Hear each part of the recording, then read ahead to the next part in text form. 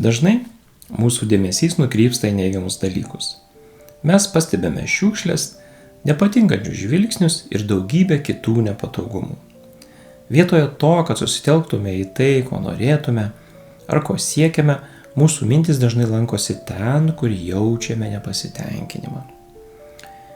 Išmokti galvoti pozityviai, kaip dažnai sakau, yra paprasčiausias, bet kartu ir sudėtingiausias dalykas. Kodėl? Todėl, kad daugeliui sunku pereiti prie pozityvios mąstysenos, kai pasaulyje tiek daug negatyvo.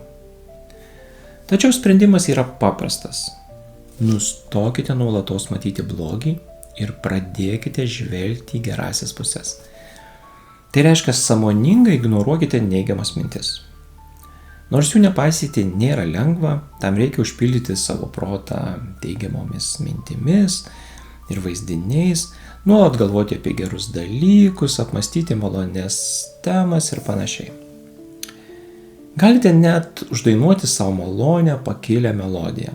Tai padės formuoti pozityvią gyvenimo tėkmę. Taip mūsų gyvenimo muzika taps šviesi ir džiaugsminga.